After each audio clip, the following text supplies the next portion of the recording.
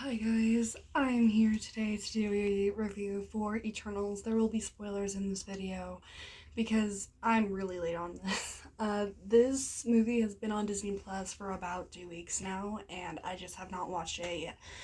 And it's been in theaters. I did not really want to go to theaters for this movie because, to be honest, I didn't think it was going to be very good. I was not hearing good reviews, and that's also a reason I waited so long to watch it once it finally got on Disney Plus. Was I was not really excited to watch this movie. I'd heard really bad things about it, and I didn't think it was gonna be horrible because I don't think any of the Marvel movies are awful movies, but I did not think it was gonna be very good, and I was pleasantly surprised.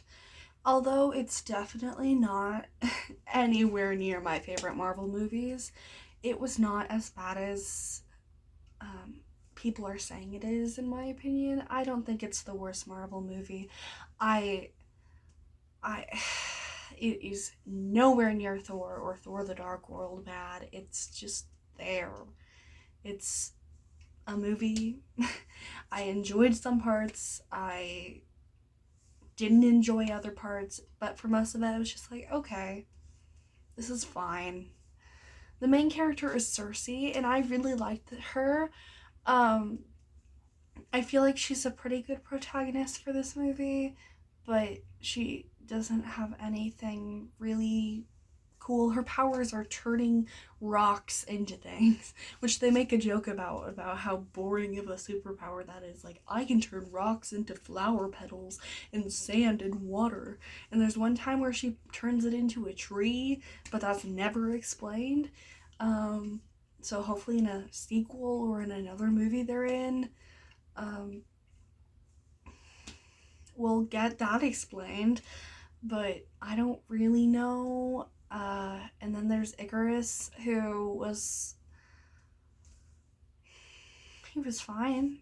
He's the love interest for Cersei, but and then he is like the twist villain, which was weird. I did not really like that part. I feel like they shouldn't have had him be a twist villain and just, I don't know. Like, I don't think he should have been a twist villain. I'm not the biggest fan of twist villains.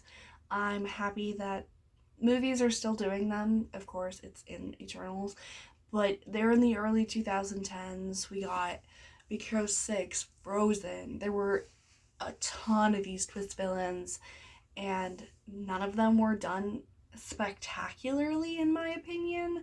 I love Frozen. You can see my poster up here. I love that movie. But Prince Han as the twist villain is, I don't hate it as much as most people do. I don't think he's the worst villain in the world, but also I just don't really like twist villains. So this really didn't work for me very well. I think he was a good character, and his actor is really good. He basically played the same role that he played in Cinderella, just with superpowers, but that's fine. Like, everyone has a typecasting, and his must be Prince Charming kind of characters, but he does a good job with it. He does a great job with it. It's just, I didn't really like the direction that they went in, and then he kills himself at the end because he goes onto the sun. We never see his dead body though, so I don't think he's actually dead. Because yeah, I would be very surprised if he's actually dead. And then there's Phaethos, and he was probably my favorite, either him or Kingo. I think I'm saying those names correctly. Hopefully I am. Yeah, I could not remember all these characters' names because there's a lot of them, and I'll talk about that in a little bit. So one of these characters was an openly gay man, and I was so excited about that. I had known it was going to be in the movie, but I did not think that it was going to be done well. I thought it was going to be this one-off thing because movies really like to do that, and it's not well done most of the time. you have your LeFou in Beauty and the Beast a lot, or that one girl in Onward. Like, it's a lot of time it's not done well. This guy, it it's not like the big part of the movie, but you can very clearly tell.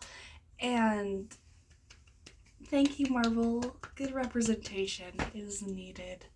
Although I'm not gay, I'm definitely sure that this meant a lot to a lot of people that are. So thank you. Representation. Another thing they did in this movie was they had all different kinds of races, and I loved it. The representation in this movie is by far the best part. This movie had so much representation of all these different kinds of people, and it was amazing. Your main character is Asian. You do have white people, but it's not just white people. Unlike another movie, Avengers. I love Avengers, but all of those people are white. Like, no one can say that it's good representation when Natasha's the only one that is not a white man. So yeah, I really liked the representation in this movie, and I thought it just made me really happy to see all these different kinds of people. And although that I'm betting some people are going to be angry at this movie because they're not nice people and are homophobic and racist, but I don't care. Those people don't have to like this movie. I don't care. You go somewhere else. Leave these people alone. So I really like the representation in this movie. That was by far my favorite part. Yes, I also, Kingo was my favorite character. He was so funny. He always, like, every joke he had was on spot. It made me laugh. There's another character that uses sign language, and I really, really want a scene with her and Echo now. I really want it.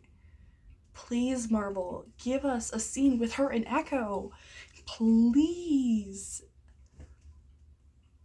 When I found out that, I didn't know that she was going to be in this movie because there's so many different characters, but I was really excited when she was, because it's so awesome that these people are getting representation that don't always get representation in media, and it's so cool. I love it. Yeah. So that was another part I really liked. What else? I thought the CGI was pretty good. Yeah. The end credit scenes were good. I knew Harry Styles was gonna be in this movie. People were saying Harry Styles is in Eternals, but it kind of just went away once the movie came out. And no one was really talking about it until like the first week. So I was like, okay, it's a joke. It has to be a joke. But no, Harry Styles Harry Styles is in the MCU. You know that guy from One Direction? Yeah, he's in the MCU. I never thought that would happen. I'm not a huge fan of Harry Styles. I listen to his music sometimes. One Direction. Like, I listen to their music sometimes. I listen to his solo stuff sometimes. But I'm not the biggest fan. Like, I'm not a fangirl or anything. But it was... I was just like, wait, what? It's actually... that actually just happened. Okay. It took me a little while for my brain to wire that was actually happening, and afterwards I had to call one of my friends who had seen the movie, and I was like, I thought you were joking. I thought you were joking when you said Harry Styles was in the Eternals movie. But no.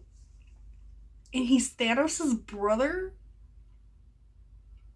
What? It's just absolutely insane. That scene,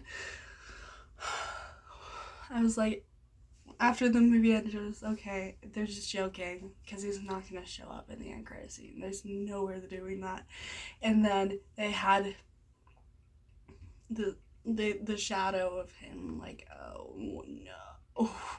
Is that what I think is gonna happen because all the main characters are doing other stuff, and I'll talk about the cliffhanger in a little bit. But I was like, who is that? Is this a brand new character?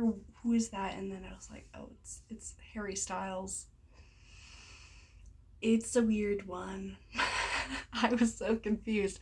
And then the other end credit scene where they have the knife, and I don't know what that means, but it seems really cool, so I'm really excited.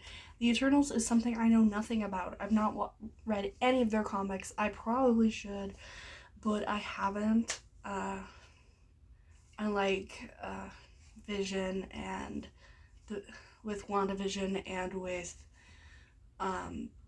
Miss Marvel when that one will come out. I kind of have an idea of what that was gonna be about, but I had no idea. So it was just a crazy ride. I don't know. This movie had good characters. The acting was good, like I said. It's just there's too many of them. I cannot keep any of these characters straight, except for and I only remembered Icarus, Cersei, and Sprite's names at the end of this movie. And they weren't even my favorite characters at all, actually. They were pretty good, but the Kingo and Fastos, I think. I don't know how to pronounce these names. They were my favorites, and yet I didn't know their names. I liked their personalities. But I only remembered the three main characters' names, which is a problem. But I was expecting that. When there's so many different characters, you can't really focus on all of them and give them a big, well-deserved ending for all these characters. And they tried to do their best with it, and they did better with other characters than with some characters than others. But I feel like, because a lot of characters died in this movie, I feel like they were like, okay, we have way too many characters. We have to kill some of them off. And even when you kill a lot of them off, there's still too many. There are so many different characters, which is a good thing, but also has a lot of downsides, because you get to know all of these different characters, but you don't really get to like connect to them as much. Like with Steve in let's say the first Avenger, there is Peggy, Steve, Bucky, and Howard. So there's those four are like your main cast of characters. But so you get to know those four characters really, really well, and then you can also go and get to know them through other movies. And I feel like once we get to know them in other movies, I will like this movie a little bit more. But it just is crazy, because there's one scene where you're like, okay, Cersei and Icarus, that is a thing that happened. And then the next scene they move on to Thena, I don't know. People are pronouncing it differently, so, because I tried to do as much research as I possibly could just so I could get these names right, but people are saying them all differently, which means I'm not the only person that didn't remember any of these characters' names. And like then they'll go on to that relationship and how she can't really fight, and then they have to go on to Kingo and how he's an actor, and then they also have to go on to Sprite and how how she has a crush on Icarus but is a child, and it's just, you go through all of these different characters and you're just like, okay, I have this big mess of characters and I don't know anything about majority of them other than this one thing they really wanted me to focus on, because you didn't really get to flesh their characters out very much. Like Cersei, the main character, her big thing was she was like the chosen one, but Icarus was supposed to be the chosen one, and that she has this past with Icarus. It was just around Icarus, and then Icarus dies at the end, so it doesn't even matter, because she ends up with the human guy anyway, and not Icarus, because he dies and betrays them. So it's just, so many different things are happening all at once, and it does not go together very well. Even if you have these great actors and these great characters, if you don't focus on them and you have too many things going on, it's not going to help the story. It's like Iron Man 2. This is much better than Iron Man 2, so, like, much, much better. Like, I would rather watch this and have this only be the movie I watch than have to watch Iron Man 2. But, in Iron Man 2, they focused on all these different things, which made the movie really bad, and it's a worse case in Iron Man 2, like, a lot worse, but it's very similar to why Eternals isn't as good as it possibly could be, because you have these great actors, you have these great characters, you have a mostly good storyline. It's just the things you have chosen for these characters, some of them are really, really good, but some of them you can't really focus on them, so they're just this one character. Like, Kingo's the actor, and Icarus is the love interest, and Cersei's the main character, and Sprite's the child that has a crush on Icarus for some reason. And yeah, you don't really get to focus on the characters as much. So Sprite, I understand why they did what they did with her character, and I understand it. They probably should have done it in a different way, though, because it's kind of weird. It seems like Sprite looks up to Icarus, and it's like, I don't know. It's like if a child has a crush on this older person because they're seen as older and things like that, and that makes them, I don't know. I don't know how to explain it. It's done kind of weird because it just comes out of nowhere. I don't know if you guys saw that coming, but I definitely didn't.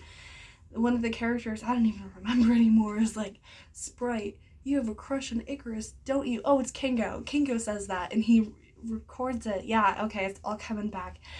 And then she's like, yeah, okay, you know now, great. And then it's recorded, so she breaks the camera.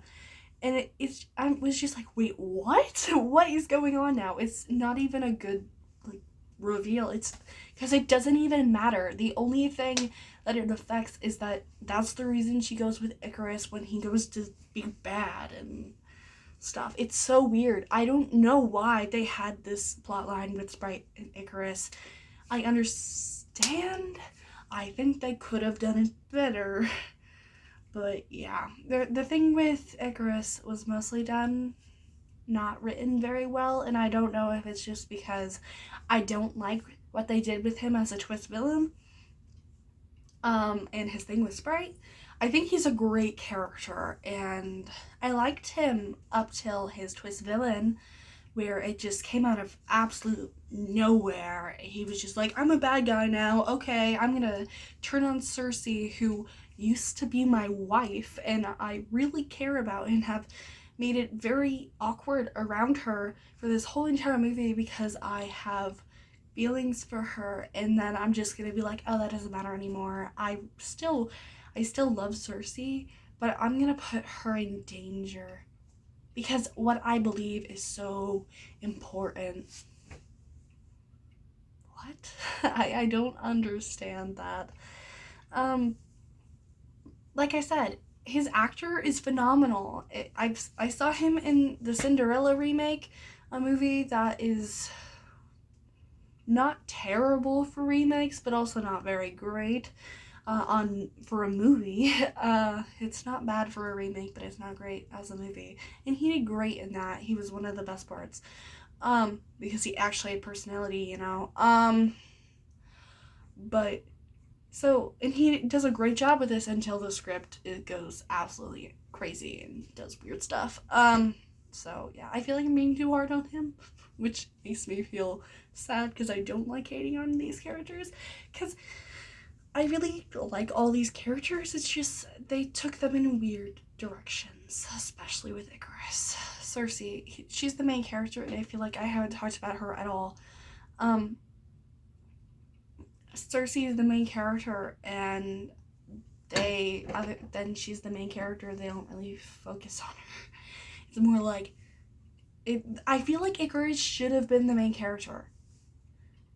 I understand why they didn't, and I'm happy for representation wise that they didn't, but I feel like someone was like, Icarus is gonna be the main character, and then someone was like, no, we can't have that. He is a straight white man, so we have to have his love interest be the main character.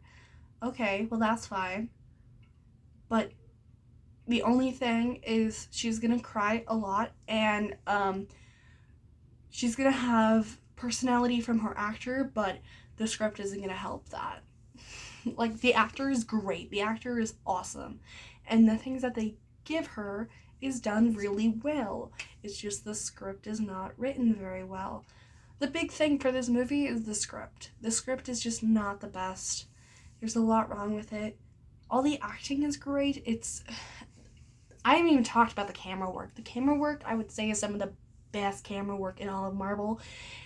And it might be because I haven't watched a Marvel movie since No Way Home, but I feel like it was some of the best camera work I've seen Marvel do. And just some of those shots are so cinematic, and I think I would have watched it in theaters just to see some of those shots, because I'm sure they were absolutely amazing if they were amazing on my tiny screen. So yeah, everything about this movie is great, except I feel like the writers didn't really know what they were doing, because they were given too many characters and didn't know what they were doing. And the stuff that they do with them is pretty good most of the time, but then there's some things that just don't make sense to me. So it's not a terrible movie. I would say it's above average. It's not bad. It's not a great movie either. I'm definitely gonna watch this movie again, but there's definitely a lot wrong with it. I had a fun time. I would recommend it to people, but if you're looking for the best Marvel movie, the best solo movie, the best I don't know, the best movie of even 2021 that Marvel put out, this is not gonna be it. No Way Home is that movie. But if you take No Way Home out, because No Way Home is one of my favorite Marvel movies of all time. So if you take No Way Home out, it still is nowhere near Shang-Chi. Like, Shang-Chi was so good too, but I feel like they're more on an even playing field, because I already really liked Peter Parker, but and all those characters, but so I'm not talking about No Way Home, because I could talk about that all the time. If you want to hear me talk about it, I have a review over it on this channel, and yeah, it's a crazy video, so go check that out if you want. But yeah, it's not a bad movie. It's definitely not the worst movie Marvel has ever made. It's just there. So yeah, it's on Disney Plus. Go check it out if you want. It's a fun, enjoyable movie, except there's some weird stuff. I would say the parts that are good are really good. Like, the representation of this movie is really good and it's really important. But the writing is just not it all the time. So this has been a super long video, so if you're still here, thank you. I appreciate it. So yeah, that's that. I'm gonna end the video here, like I said. I hope you're having a wonderful day. I love you 3000, and stay safe. Bye, guys.